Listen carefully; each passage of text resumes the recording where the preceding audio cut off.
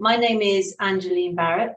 I'm the Deputy Director of the Southwest Doctoral Training Partnership, and I'm also a Reader in Education at the University of Bristol. Today's webinar has been convened by Brian Clift and Ellie O'Connell. So Brian Clift is a senior lecturer at the University of Bath with an interest in social and cultural issues in sports and activity. He's also the director for the Centre for Qualitative Research at the University of Bath, and has already been part of putting together an amazing programme on qualitative research methods that the SWDTP also supports. I said we hope possibly the final planned webinar that we've planned so far.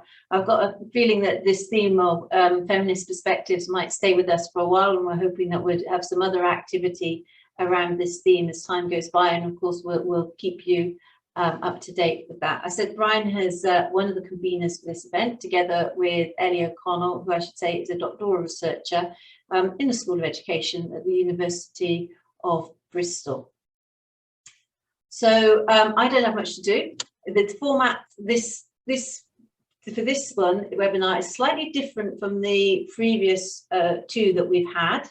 So there's going to be more interaction and time for discussion. There will be use of breakout groups at some point, and it's planned as that one continuous kind of coherent a kind of event, interactive event, rather than kind of very different discrete presentations. Just to give you the heads up on that. And I'm going to hand over to Brian, who will be acting as chair for the rest of the event. Thank you.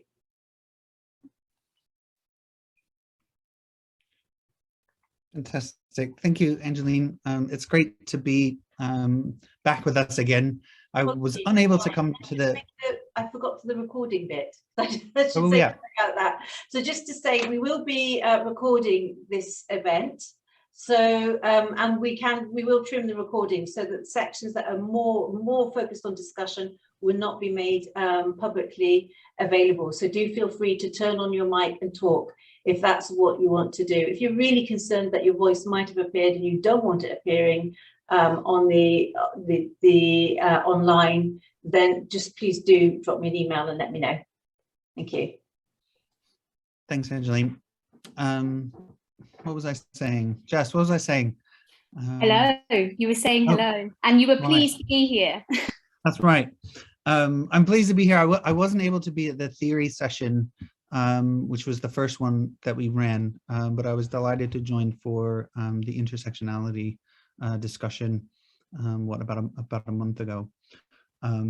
I should say that Ellie and I were conveners at the start of putting this together for this session, and Jess Frankham-Webb, who is also at the University of Bath, has been kind enough and wonderful enough to join us and help put together the session as well. So Jess, would you like to introduce yourself? Yeah, thank you. It's my pleasure, and thank you for asking me to be part of it. My name is Jess Frankham-Webb, as Brian just said. My pronouns are she, her. I'm a senior lecturer in the Department for Health with a broad focus on health inequalities, coming at these from a kind of sociological, cultural studies perspective. I've got a real passion to create change and to work co-generatively within communities to do that. I'm also the director for equality, diversity and inclusion within the Department for Health. And it's, my pleasure to be here today and to work with Brian on designing and delivering this session. Fantastic. So today our third session is focused around methodologies, which is one of the passions of mine in scholarship, really, for whatever reason. I just like tinkering around with methods, and as somebody that loves that, you can avoid feminist contributions and feminist influences to the way we think about doing the work that we do. So today we'd like to do a couple of things. Everyone can see the slides okay? Yeah, okay. We have four things we'd really like to cover. The first is just some grounding in feminist methods and methodologies. Jess is going to lead us on that journey to get us kind of speaking the same language and find some common grounding. And then we want to spend most of our time talking and working through how feminist methodologies and methodological practices inform the kinds of things that we want to do as researchers. So the second thing we'll do is talk about 3 specific dimensions of feminist inquiries and feminist methods. We'll spend most of our time there trying to work through a few things, both generally and specific to ourselves. We'll talk very briefly after that about representation, and then a very brief wrap up. So if that sounds good, I will turn it over to Jess to get us going on feminist methods and methodologies. And I'm going to do that thing that people now do in I keep saying a Chris Whitty style of next slide, please, because Brian is going to control the slide deck as we move through. But I am also really, really happy to answer any questions or respond to any points. If anybody wants to contribute at any point during this kind of like initial sort of setup information. So if Brian perhaps or anyone else wants to keep an eye on the chat, that would be great for me. But yeah, please feel free to contribute at any point and ask questions. The first kind of section for today, I think, is, as Brian said, is sort of about establishing and trying to develop a familiar language and a familiar way in which we think about what it means to create, design, deploy feminist methods and feminist methodologies. And so the kind of initial point I wanted to just make, or we want to just make really, is about just kind of distinguishing between a couple of little factors and providing a brief kind of distinctive starting point. So the first being that, you know, from a feminist perspective, we can use and deploy quite common, quite familiar methods. And I guess our feminism, our kind of feminist politics and feminist intent comes through, therefore, in terms of like the object of inquiry. So I'll talk a little bit about that in a second. And then we just wanted to distinguish between the fact that actually that like feminist kind of issues as an object of inquiry is slightly different to actually thinking about how we mobilize aspects of our methodology in a feminist way, in a feminist inspired way. And I'll go into that in a lot more detail in what follows. Do you want to go to the next slide, Brian, where we talk about kind of the idea that, you know, feminists can be using quite traditional, if you like, methods, whether that might be our surveys, our interviews and focus groups, but doing this kind of with a feminist, as I said, under a kind of feminist intent or with a feminist politics in mind, where the object of inquiry is often, as the slide suggests, this quote on the slide suggests, the idea of a focus on gender and gender inequalities. So we see that feminists kind of using these kind of more common and familiar methods to really understand better issues around gender inequality. But we both wanted to kind of take this moment at the start of today to kind of just outline that, you know, as many other feminists have done before us, our feminist work is actually committed to kind of breaking down binaries, for recognizing that women's experiences, women's identities are multiple and they're fluid. So whilst we might use kind of the terms gender, women, girls as this kind of object of inquiry, our feminist work, if you like, actually what we want to do is recognize that by this, we aren't in any way attempting to essentialize women's experiences. And so sort of while we think, you know, while I think about it, it's like important to take a moment, I guess, to highlight that the intention when highlighting kind of this notion of an object of inquiry is women's inequality, gender inequalities. The intention isn't ever to perpetuate entrenched and discriminatory structures of power. Instead, Brian and I, through all of our conversations, whether it's planning today or whether it's research conversations or teaching conversations more broadly, are always advocating for really fluid conceptualizations of gender, recognizing that when we use our language, we do so inclusively so that we don't contribute to these binaries that can discriminate and harass those people that identify outside of that binary thinking. And so this means thinking within and across the intersections of gender, sex, sexuality. And I guess this is a bit of a spoiler alert for what's about to come in terms of the content that follows, in that, you know, we conceive of then this kind of idea of subjectivity within a feminist epistemology as being needing to be recognized as unstable, fragmented, fluid, rather than single, unified identities that are constant over time. So this object of inquiry is open, it's fluid, but it often is a focus on overcoming inequalities, and inequalities related to gender particularly. Okay, that's slightly different in terms of then moving on to think about mobilizing methods in a more feminized way, and thinking about what a feminist methodology might entail. So do you want to go to the next slide, Brian? And so when we were thinking about actually what is it that's unique, what is it that's distinctive about a feminist methodology, I think we both can agree that we could have done a day, if not more than a day, thinking about actually kind of some of the central features, some of the central kind of paradigmatic characteristics, if you like, of a feminist methodology. But we focused in on a couple of points that we want to speak to today. And as Brian said at the outset, I'm going to sort of provide here a little bit of a brief overview, but we also want us to kind of take a deep dive into some of these issues as well. And so when we think about mobilizing a feminist methodology, Nancy Naples puts it really nicely in that it's an approach to research that's been developed in response to concerns by feminist scholars about the limits of traditional methodology to actually capture the experiences of women and others who've been marginalized. And so when we simplify this, it really is looking at the kind of limitations of traditional methodology. And feminists have raised concerns that are kind of twofold. Firstly, and this kind of speaks to this idea around epistemology, which I'll go into in a second, is that feminist researchers have really begun to critique positivist scientific methods that reduce lived experiences to a series of disconnected variables. And thinking back to what I just said previously about this need to think beyond fixed kind of identity characteristics, fixed identity categories, etc., thinking fluidly, thinking in terms of multiplicity as an important feature of a feminist methodology.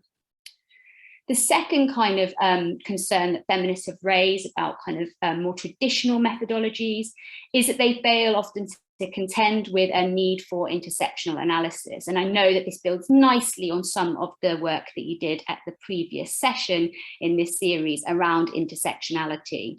So, you know, I've already sort of recognized the intersections between gender, sex, sexuality, but of course we can expand this as well to think about intersections between race and class, sexuality and gender when we examine women's lives. So thinking back to then like today's session on feminist methodologies, this is going to really include a range of methods, approaches and strategies that can be used to study a wide array of topics, to explore lived experiences, something that I, as I said at the outset, really passionate about, kind of really getting to that hyper-local, working within communities, understanding lived experiences, particularly those of marginalization, in order to create and initiate change. But these kind of approaches, these methods often cross-cut the local, but also the transnational and even the global. And so what we're proposing today is definitely not supposed to be like a fixed or rigid way of doing, if you like, feminist research or doing feminist methodology. But we're going to focus on some of the key features of feminist methodologies and their utility, if you like, in bringing to the fore these experiences, these lived experiences, and recognizing the centrality of gender in everyday life. So, epistemology, a little bit in there around standpoint, not on a slide on its own. Critique and power, again, I've combined those, and ethics of care, I'm going to give you some brief overview of. When it comes to thinking about the participatory nature of the research we design, develop, the praxis-oriented intention behind these methodologies often, and the positionality of us as researchers, we're going to hand over a little bit to you to do that deeper diving. So in terms of like overview, and I apologize if people know this already, but I do, as I said, think it's good to establish this kind of common way of thinking, and you get a little bit of an insight into Brian and I and our way of kind of linking theory method when we do our research. So Brian, epistemology, please. Okay, so in terms of a brief overview, I guess a starting point for understanding a feminist epistemology is to understand perhaps what it's not, or what it's produced in counter to. So when we think about epistemology, we think about the theory of knowledge, the nature of knowledge, different ways of understanding, different ways of knowing.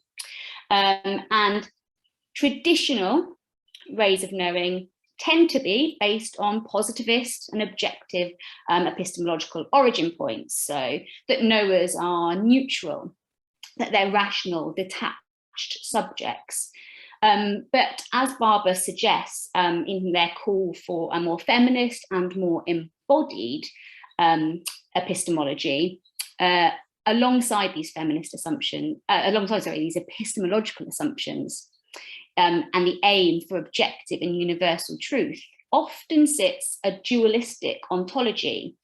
So a way of thinking that's sort of based around this dualism.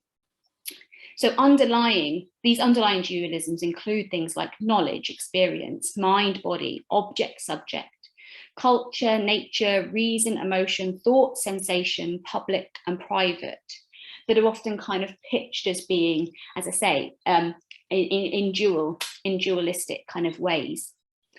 Now, feminists have critiqued these dualisms that form the basis of this traditional epistemology, because the first of each of these pairings is associated with the male. And so it's thus a critique of a positivist, objective, but then man-made research design that often is considered to privilege men's ways of knowing.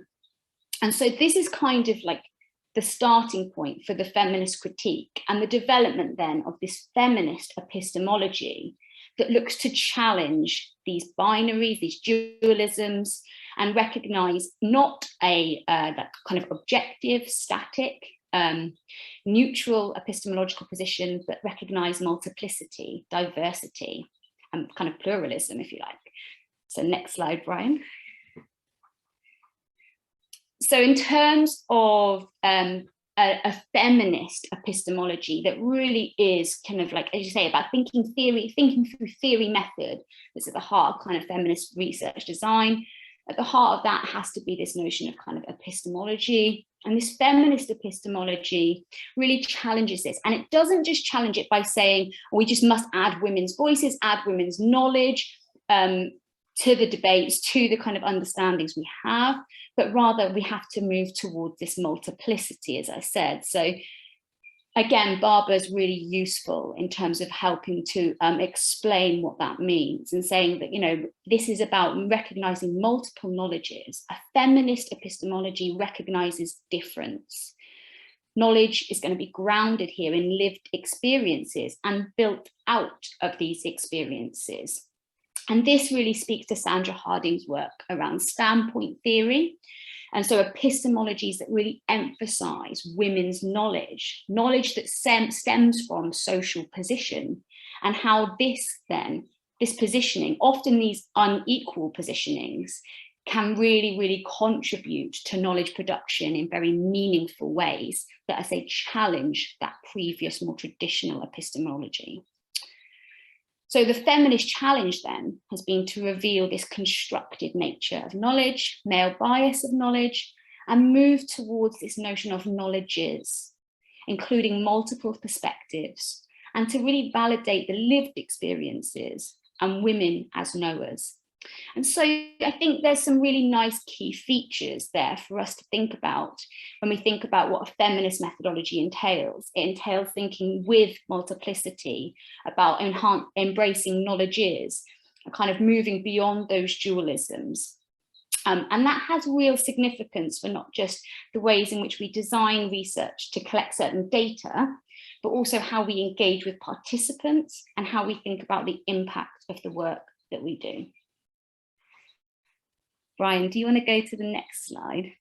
And so in terms of a brief overview, and this one really is a brief overview, so thinking about some of the features that really stand out of feminist methodologies, I think is this idea of critique and power. So again, is thinking like, you think about often the purpose of our research can be to explain, it can be to map, but it often is to kind of like feminists really take seriously this idea of critiquing, of seeing power, speaking truth to power, recognizing that power relations need to be broken down. But again, speaking truths, I've said here around this key theme, I guess, from my content around multiplicity and fluidity.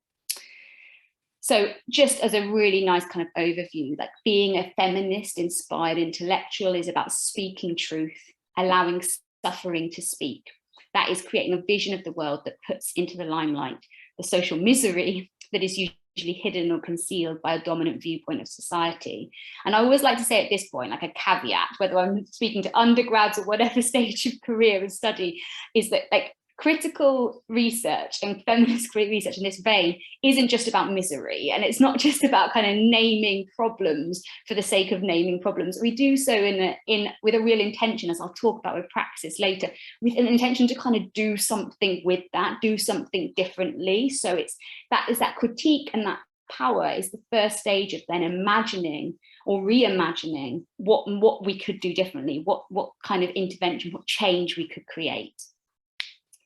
Okay, final slide, Brian. And I said kind of as well about the way that the epistemological kind of thinking and the epistemological standpoints that we take have a real impact across, I guess, across the research process, not just in terms of the questions we ask, data we collect, but also how we engage with our participants and how we engage with thinking about the impact it might have, and so the multiple stakeholders that might be involved with our research. I think it's a really important, like, for us to consider that often a very it's not often talked about, not often written about, but a really important feature of the feminist methodologies that I work within and through, I would say, is this notion of an ethics of care. And so this means really developing research that sees theory and method as interrelated rather than separate, calling, yes, for this kind of transdisciplinary research that interrogates the power relations to create more inclusive and equitable futures. But it's a feminist approach that is about values, it's about ethos, it's about ethics of diversity and inclusion in that speaking of truths to power.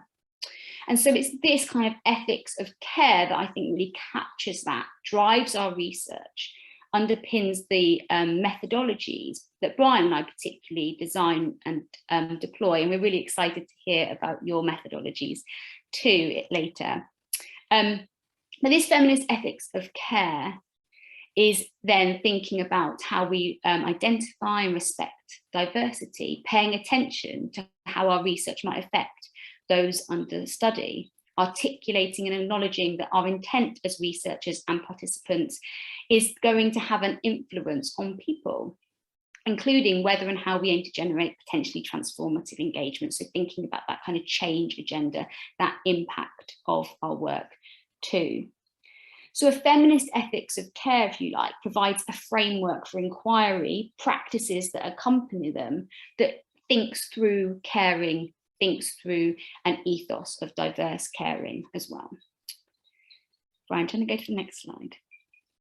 Just a couple of points to connect this up with epistemology. So Rose has identified that actually a feminist epistemology thinks from caring.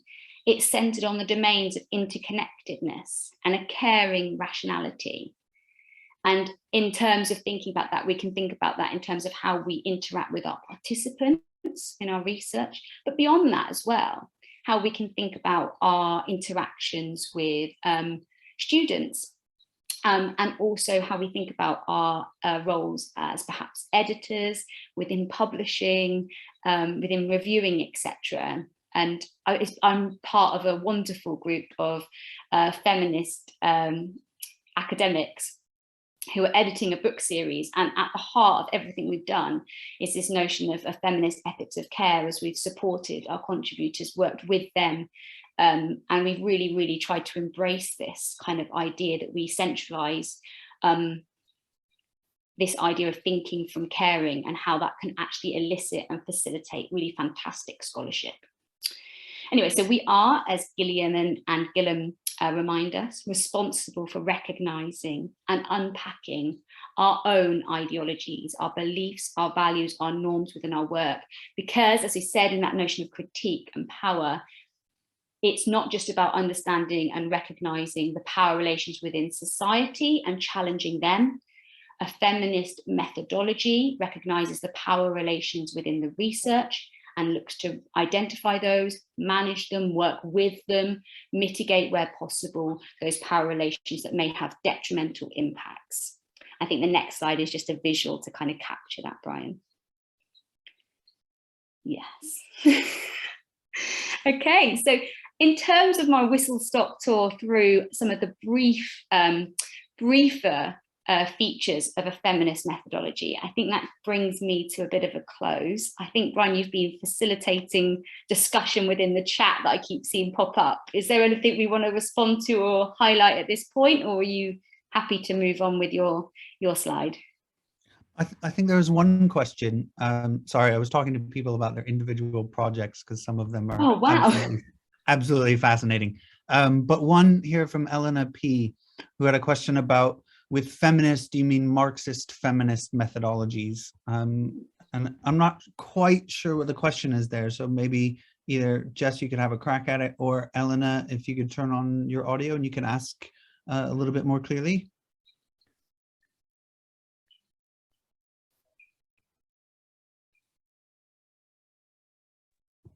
Hi there.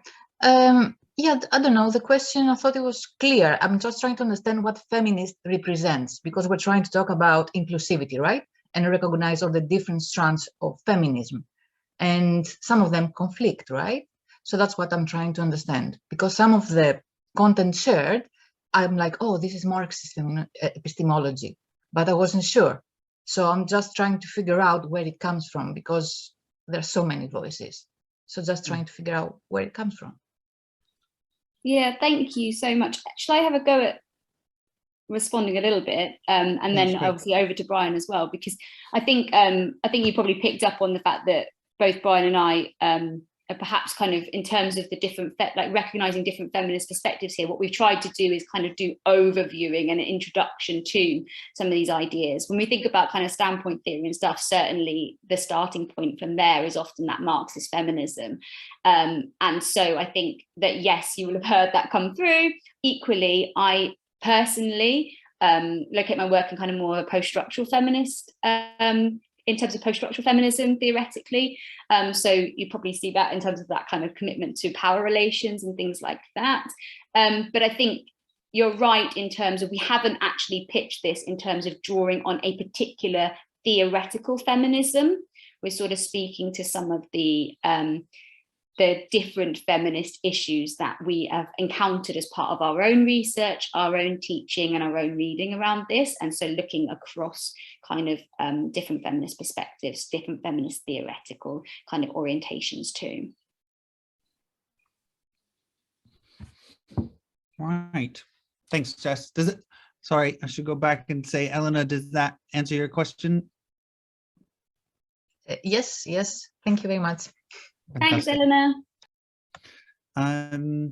Right. So what we'd like to do now is get you all working with some of the key ideas that Jess has given a kind of snapshot overview with some practices of using feminist techniques at looking at your own methods. And so we've picked on three kind of key areas that feminist practices would tend to mobilize in how they approach their methods and methodologies. The first one is around positionality and reflexivity. The second one is around praxis and social action. And the third one is about participation or participatory projects. And we'll kind of build through those as we go. But those are the three things we'd like to get us chatting about. So if we start with positionality and reflexivity, right, who we are in relationship to our work really matters, right? Both in terms of our identity characteristics, our own histories, our nationalities, our perceptions, our feelings, our sense of embodiment, our consciousness, right? Those things shape the kind of social and political issues that we encounter in the work we do. And a lot of times we read these as kind of identity or subjectivity or affiliations, and those can be positioned on us, right? Men working in feminist spaces, there's a particular kind of identity characteristic or subjectivity that would be read into that person's work. Same thing with the dilemma between Black feminisms arising out of the United States, right? Bringing in a different standpoint, a different position, inflects the kinds of work we do in contrast to other kinds of feminisms, right? So one of the major critiques and one of the hallmarks of feminism in its origins coming out of the civil rights movement was that Black feminists were not on the map within feminism, right? Feminism was problematic for Black women. And so there's a massive critique to be made. So feminism is this kind of big tent umbrella where there's a lot of distinctions and differences, and those are continually being refined. And those differences matter, right? No one singular feminism is exactly identical to another.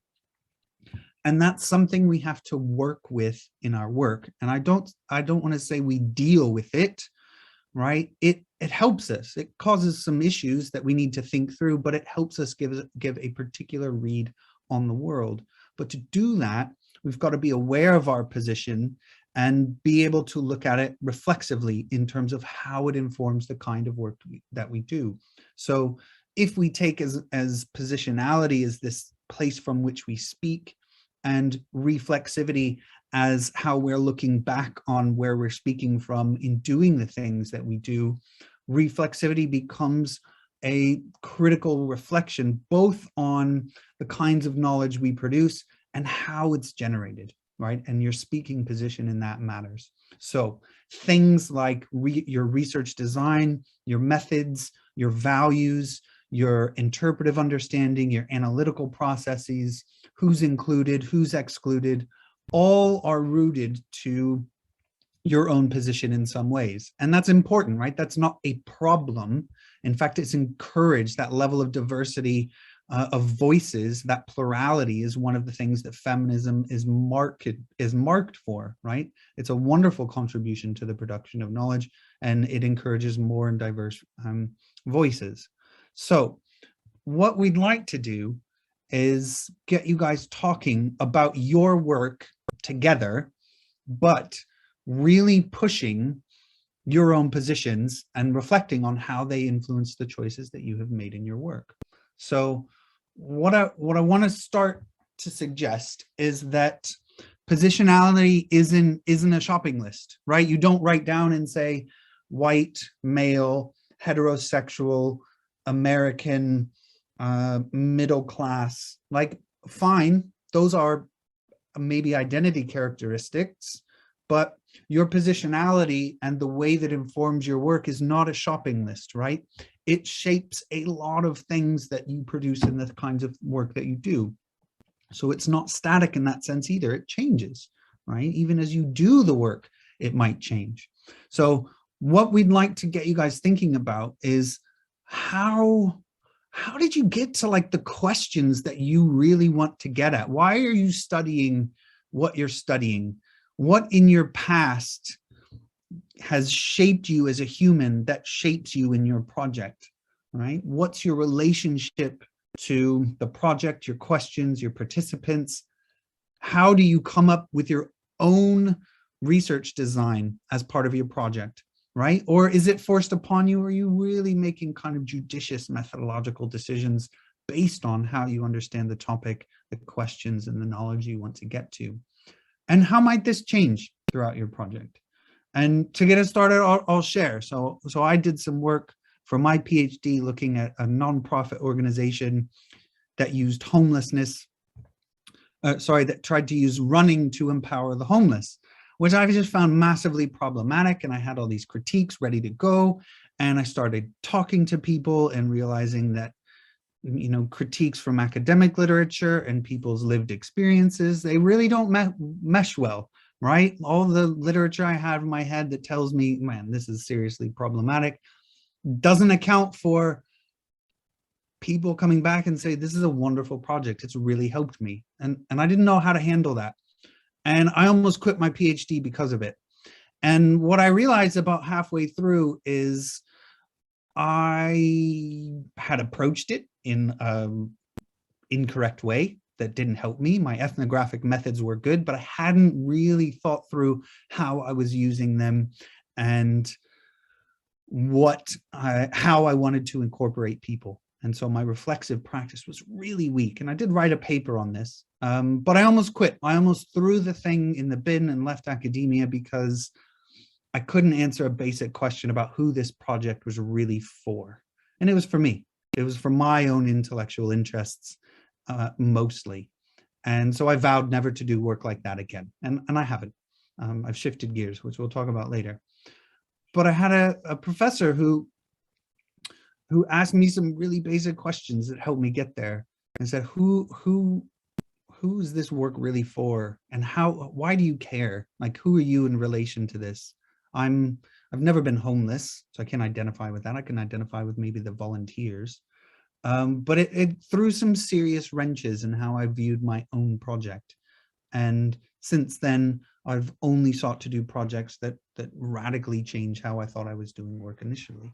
So hopefully in some breakout groups, you guys can start to probe and push about how you get to where you're going. And I see Juta's comment about it's okay to have intellectual interests, and I agree, but I have issues with data extraction, and I was a data extractor.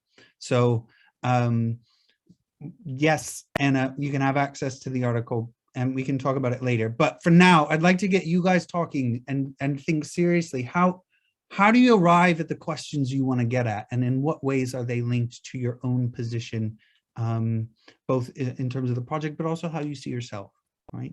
So if Kia, are you around? Yeah. Can you put us into breakout groups of about three people? Yeah, okay. I'll just create this now. And we'll give you guys plenty of time, hopefully about 10 minutes to discuss, and then we'll bring it back together to share just a bit, if that works. Cool. I'll open those now. It also means we perhaps continue some of the conversations that we've been having in our breakout rooms already.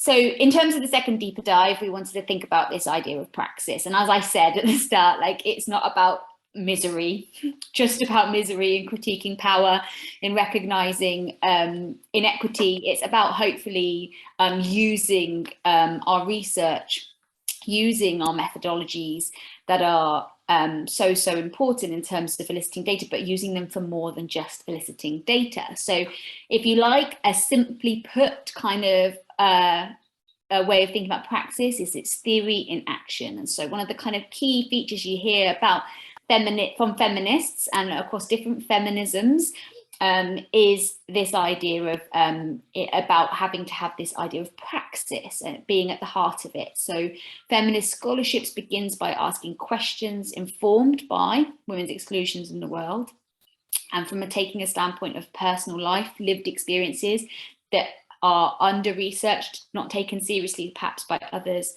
but with the aim that we create, we use these personal experiences, these lived experiences, the personal, and make it political, if you like. The aim of feminist research is to expand knowledge, working with this theory, with these experiences, theorizing through experiences, and then thinking about what this can lead to. And that asks us to think about what is the impact we want our research to have, or hope our research can have, beyond just theoretical and academic kind of dissemination. So there was this kind of nice piece by Toblert et al., really recently produced that looked about feminist practices in science teaching. And I was like, oh, I like that, but I'm going to adapt it. I'm going to rework it a little bit. So I've acknowledged their contribution in this kind of second box on the slide, but also the idea kind of highlighting that actually I've added to this and changed it a little bit to kind of suit our needs. And so thinking about actually, well, okay, if we want to think about what Praxis means in terms of the research that we're doing and in terms of our methodological approaches, it can do a number of things, often interrelated, but it can, thinking about how we connect our research beyond academia might mean that we identify stakeholders. It can be policymakers, it can be charities, it can be media, it can be NGOs, it might be the education sector, it might be community, arts-based, whatever it might be local governing boards, etc. But we can start to identify those stakeholders, invite them in at different stages of the research to learn from, with and through what we're finding in order to build communities and collective orientations. It might be that we use these different stakeholders to actually celebrate in the joy, the sense of connectivity that we have we found, or that they are experienced, they see in the ground on the grassroots. But it also might be that actually we use these moments to cross borders to actually demonstrate empathy from the margins. It might be that our praxis, our commitment to action is actually more oriented to naming and dismantling inequities, to challenging taken for granted assumptions, perhaps. It might be that praxis is about repositioning, often in a co-generative way, the way that subjects, participants, clients, and students are brought into our research. So thinking about actually co-generation within research. Actually, that means that our participants are involved in the research, perhaps designing research questions, perhaps designing methodology, perhaps actually going out and generating data, analysing it. We've seen some wonderful examples of feminist participatory action research where also participants disseminate those findings to policymakers, to academic audiences, through spoken word, but also through writing as well.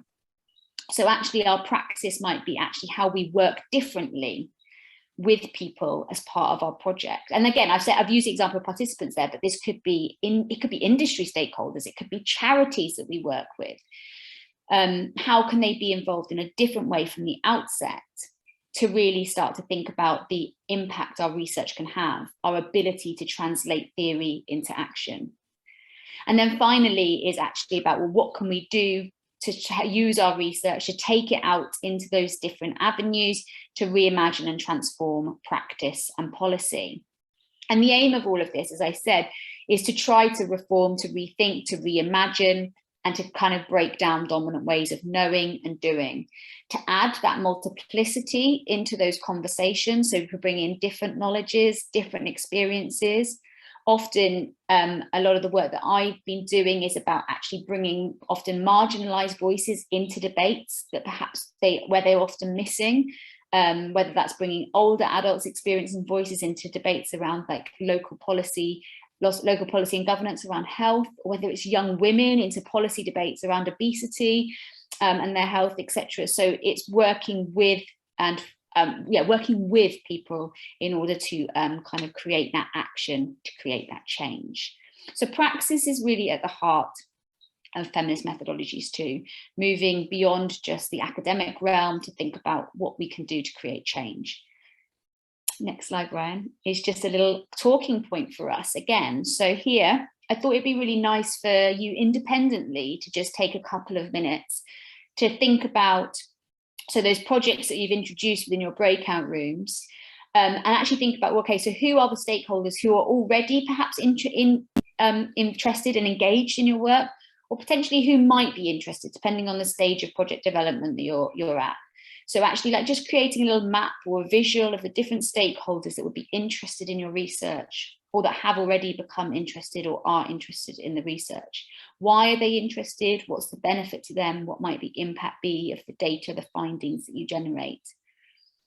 And then once you've done that independently, and within the breakout rooms, we can then collectively discuss actually the way that these stakeholders and this impact pathway that you see might actually speak to those kind of 5 examples of praxis, and how they might align to that. So that notion of building community, collectiveness, cultivating joy, connectivity from the margins, naming and dismantling inequities, repositioning or co-generating, and then actually speaking to practice and policy as well. So I guess we'll go into breakout rooms from the outset, and then spend a couple of minutes just thinking independently before you share, because I appreciate that for some of you that it may take a little bit longer. If you're ready to go with those stakeholders, obviously just start discussing. I wanted to start with the idea of just extracting data. And if you look at qualitative research, going back to its roots and say like anthropology and the extraction of data from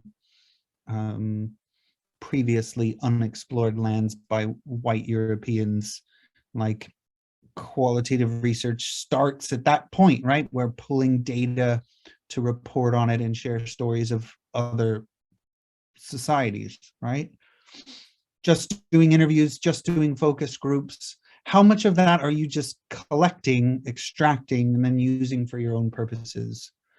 And from that perspective, a lot of inquiries could be framed as that, right? As just extracting data for your purposes. And then some levels that shouldn't sit right, right? The opposite side of that is every single qualitative project has an element of participation, right? Whether you're talking to somebody or observing somebody, you are involved in some capacity. And the question for us is not, are you participating in your project? It's to what degree and in what ways, all right? So thinking about a really basic interview guide, it's semi-structured. You're shaping the conversation. You are a participant in your project, right? Likewise, participants are shaping your data and your analytical process by what they say, right? So feminist methodologies are increasingly pushing a more participatory agenda where people aren't viewed as points of data extraction. They are viewed as those that can contribute meaningfully to the research process from start to finish. And I think Jess spoke about it briefly around praxis, right? So participation and praxis often go hand in hand, right? What does a project look like when you're designing it right from the beginning with participants? Not having already established your project and brought it to a group of people, start with the people and design the project with them. Now you're getting into cogeneration, co-production, those kinds of designs. And I'm not saying everything needs to be participatory, because everything can't be, but feminist methodologies are more and more encouraging participatory components, and they have been for the last 20 years. And it's slow on the uptake because I think it's a longer way of doing the work, but it's a really valuable and important one. So what we thought about in terms of discussion is just thinking about your own projects at the moment, or the things you want to do in the future. And we will only have 5 minutes to talk about this, so it's going to be very tight. But what are the current methods you have planned? How participatory are they? And how might they be more participatory? How involved can you get people in your project? And looking forward, if you could start your project over again, or if you're going on thinking about projects down the line, how could you reframe them to be more participatory, assuming you have participants in your project? So we're going to jump back out into breakout rooms to chat about participation in your own work now and in the future. And this one's going to have to be faster than we want, so only about 5 minutes. All right, very brief, and then Jess and I will stick around after to chat for a little bit if we would like. Okay, the last kind of area of feminist methodologies that we wanted to kind of talk about was representation, and several of you have brought it up already. And especially Beth, around what you're going to do with the work and how participants are going to be involved in that. And I think it's vitally important, right? One of the ways that we democratize the work and make it more pluralist is by sharing it from start to finish. And what we produce, how we produce it, and the way we produce it is part of that. So think about representation, both in terms of power and power relations, and how we are producing knowledge about individuals or groups, and through the forms that we do that, right? So if on, this is how we teach presenting data to our undergrads in their undergraduate dissertations, which is like the building blocks for thinking about writing something like a journal article, right? You introduce an idea, you give some sort of evidence, you say how the evidence relates to the idea, and then you think about why that's significant. And that's the kind of classic way of presenting information. And I think it's seriously problematic, right? That's the qualitative version of what positivists would do.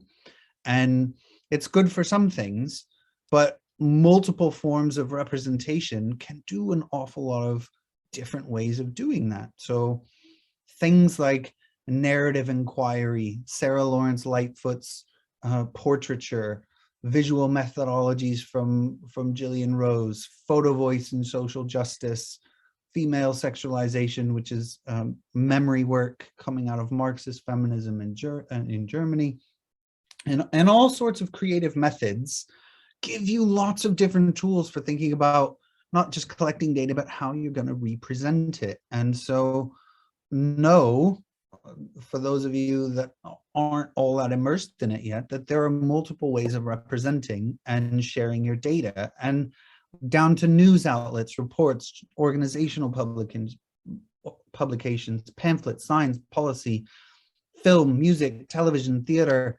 I mean, we put those things up there, but why not? Look at something like a company like Disney. Like 20 years ago, Disney was the ire of feminist reactions to like princesses and the ways where women were represented. Now look at the kind of stuff they develop. They get a fair amount of academics to come in and talk about cultural differences to produce films like Moana, like what's the one I just Red, right? Well, where's that knowledge coming from, right? It's not coming from maybe some of the Disney producers, but it's people who've thought about a diversity of experiences, which 20, 30 years ago in Disney didn't exist. So why not look to those outlets? I'm not saying go write a play or make a music video. I am saying there are multiple ways of disseminating and representing information that produces knowledge in a diversity of forms, not just an academic publication. And we can and we should go and do that stuff. Some helpful things along the way that I've found in the past, mostly Sandra Harding's Feminism and Methodology, Joey Sprague's Feminist Methodologies for Critical Researchers. Jess has worked with the Challenges and Choices, and my favorite has been Just Methods, an interdisciplinary feminist reader from Alison Jaeger. Really great books to learn with about feminist methodologies. And I just want to say, these aren't the books, right? The book doesn't exist. These are just some books that we have found helpful. So don't think of them as like, you know, the thing to hold up. They miss things too, right? But they are ones that we have found helpful. We've got some very classical stuff as well as contemporary iterations in those. Lastly, there's no one way to do feminist method and feminist methodologies, right? If you look at the kind of components or elements of feminist methodologies, there's a whole bunch in there, and guess what? You can't do it all, right? They tend to have these kinds of pieces, right? Objects of inquiry. You can do quantitative research in a feminist way, right? We certainly hope that epidemiologists are looking at broader gender patterns with feminist perspectives and with women in mind, right? Very much quantitative, but within a feminist framing in terms of its objects of inquiry. Critique, power, the way you design your position, ethics, reflexivity, praxis, participation, representation, all elements within feminist methodologies that can be pieced together in different ways, right? So there's no one way to do this stuff. Use it for what you can use it for, taking heart to some of the core elements that make your work feminist, I think. I don't know. I shouldn't be the last voice. I think Jess should. So maybe Jess, you can finish us off. No pressure. I was just thinking when you said that, like, I hope one of the key things that's come through today as well is, like, although we present and ask you to reflect on things in quite discrete ways, hopefully from the essence of the presentation, the content that we delivered from start through to now shows you how interrelated these things are. And so, like, actually thinking in terms of, I keep saying it, but like thinking through theory method, the thinking about the kind of theoretical frameworks through to the kind of paradigmatic assumptions that aligns with, is informed by, and then how that then plays out in terms of the more practical kind of decisions you make about how you collect data, what data you collect, how you represent it, etc. So I know it's kind of, it's presented in kind of this kind of like more like discrete step-by-step way. It's not, they're all heavily interrelated, interconnected. But the discussion has been incredible within the breakout rooms we've been part of, and your reflections and in the chat. And we hope these conversations continue. Brian and I are very happy to be involved in these conversations, and it's been a pleasure to speak to you today. So I think, should we sign off there? We've gone over our time, so it's probably a good time to say thank you. And like Brian said, we'll hang around till the end, till everyone's signed out, just in case anyone's got any questions. But I appreciate that everyone's busy and we've gone over. But thanks. Thank you.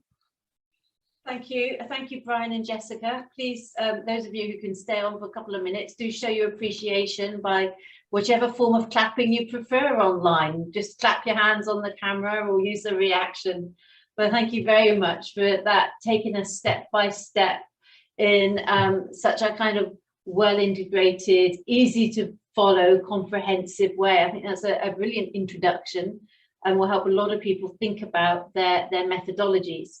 As I've been saying in the chat, this session, the parts of it where Brian or Jessica were presenting have been recorded, and those will be available through our website on the address that I've put into the chat. I said that there are some readings. They're not actually suggested readings from the previous sessions, and I've just checked them, they're not up there yet. So I'm going to put together one page, including the 4 books that Brian just mentioned. So if you could like send me that slide, that'd be handy, Brian. And just add a 1-page PDF to that web page. So those are key readings that are supposed just to help people who are just beginning with exploring methodologies. And I appreciate some people here have been working with feminist perspectives for a very long time. But for those who are just exploring this and wondering where to start, we would have some suggested readings, and they are just suggestions. You may well find other things that you prefer. And as Brian said, they never cover everything. So thank you for staying with us. Apologies for overrunning slightly. And do keep an eye on some of the other sessions that come up. And if you're in the SWDTP, then by all means do, if you've got ideas for the kinds of webinars or what we call higher level training, these kind of things that have research methods, approaches, type focus to them that are helpful for you, particularly in thinking about planning different stages, all the different stages of the PhD, through from an analysis to writing, then do let the SWDTP know, either through Twitter or through writing to our kind of general inquiries email. But we look forward to hearing about that. So thank you, everyone, and thank you again to Brian and Jess, and thank you, who sadly couldn't be with us, but in her absence, to Ellie, to helping with Ellie O'Connor for helping with the conceptualization of this session.